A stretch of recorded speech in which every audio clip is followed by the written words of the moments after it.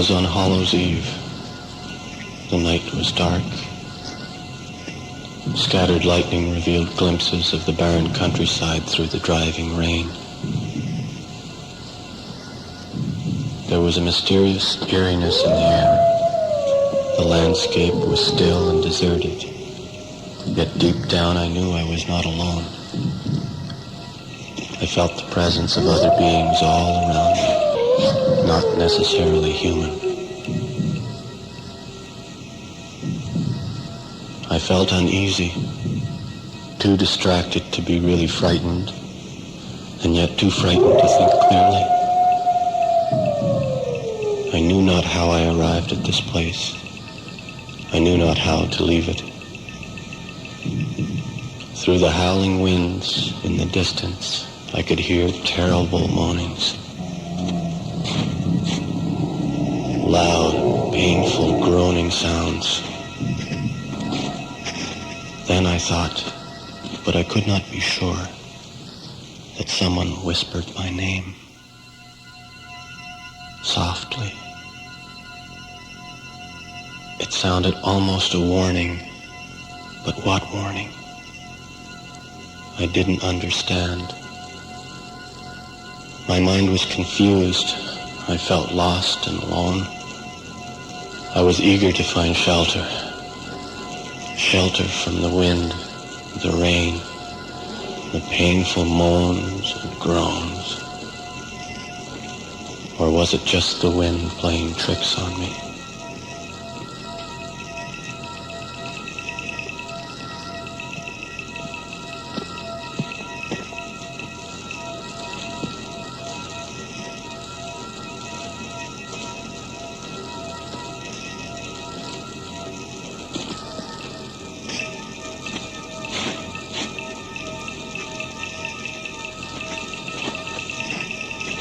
Suddenly, directly ahead of me, a house appeared. I hadn't noticed it a moment ago. It seemed to have appeared from nowhere. I knew this wasn't possible, and yet I had an eerie feeling it had not been there before. I began to walk quickly, wanting to get away from the awful night all around me, yet fearful to enter the mysterious house before me.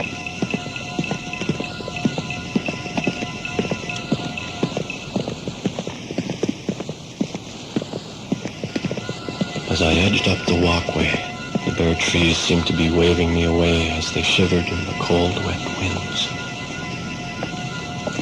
The whispering I had heard earlier seemed somehow stronger now, calling me, almost beckoning me to go on. I arrived at the front door and knocked ever so lightly. I had a strong urge to run away, yet at the same time felt an inexplicable compulsion to stay. I waited. Nothing. The dark building seemed menacing now, even vicious somehow. Frightened, I turned to leave, but the driving rains became heavier, beating at my face with such intensity I cannot describe. Flashes of lightning once again illuminated the desolate, eerie scene around me. A loud crack of thunder frightened me, and I turned once more to the house. To my surprise, a warm light glowed in one of the upstairs rooms. With a renewed sense of courage, I knocked once more at the heavy front door. Loudly, with more assurance than at first. To my amazement, the front door slowly opened.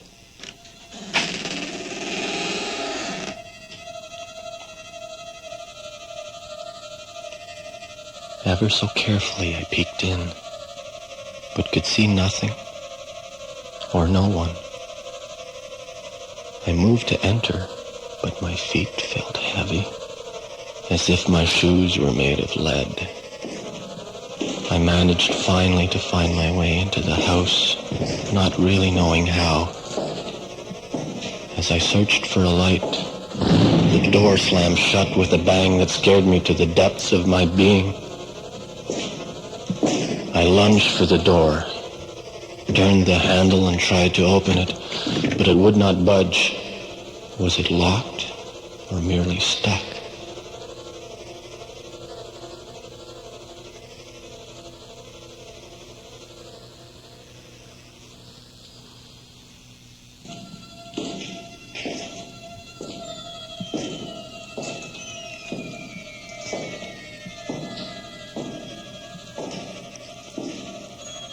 I decided to find some other way out.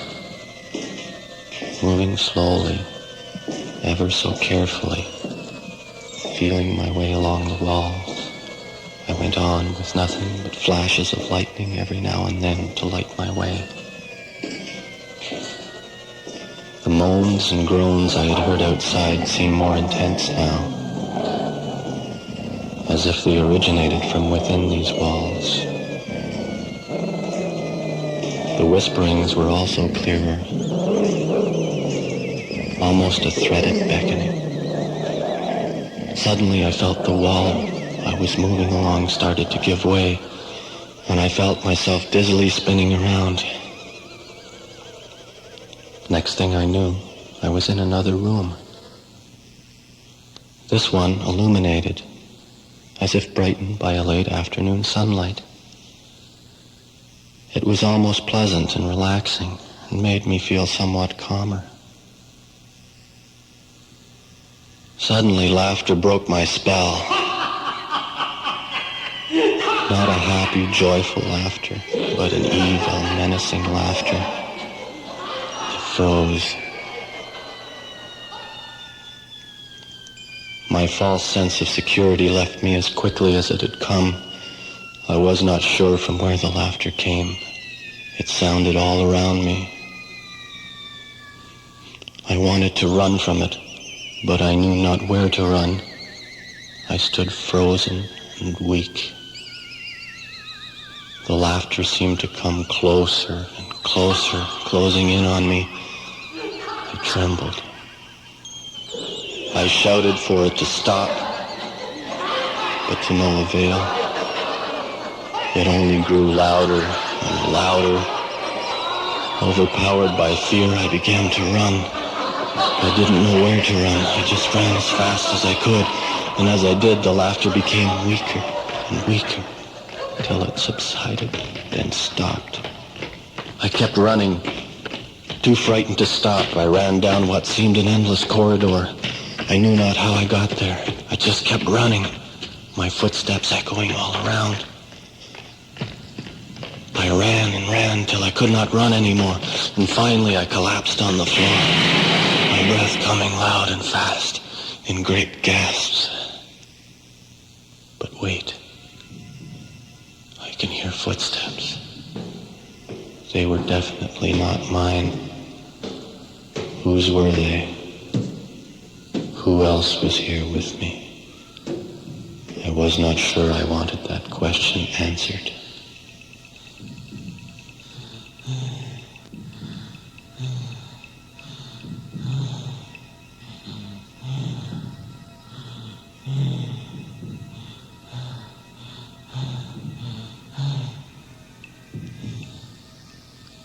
I struggled to my feet.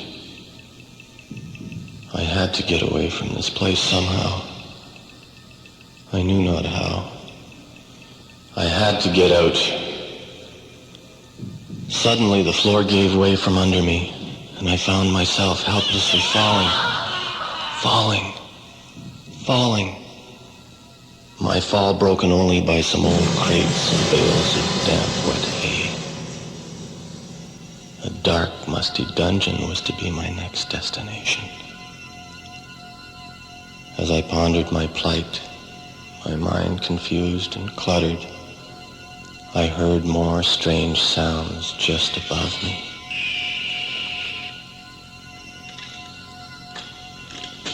I looked up and could see only darkness.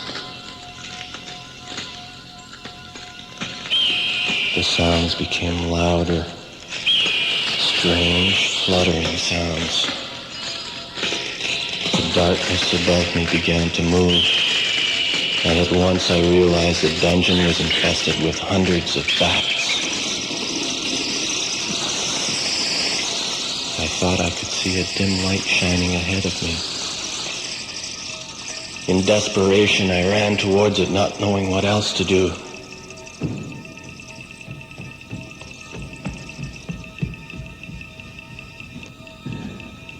Just when I thought I could go no further, I arrived at the entrance to a brightly lit and beautifully decorated room. Reluctantly, I entered it, slowly and carefully, not understanding how or why such a lovely room would be found so deep within the house. Forgetting my fears, I went about looking in fascination at all the interesting knickknacks placed about the room. A marble statuette of a beautiful lady was especially lovely. I was overcome with the urge to pick it up, to touch it, to feel it. But the instant I held it in my hands, a terrible screeching sound terrified me. The statuette shattering into 100 pieces on the floor. The sound continued and grew louder. It was as if someone did not want me to displace anything in the room. I could see no one, yet each time I picked something up, the screeching sound would fill the entire room. Not knowing what to do, I sat down and resigned myself to whatever fate would await me. I thought I heard someone weakly whimpering. I called out and asked if anyone was there. Were my ears playing tricks on me? The whimpering grew louder and louder until it actually sounded as if someone was crying. Crying with great gasping sobs.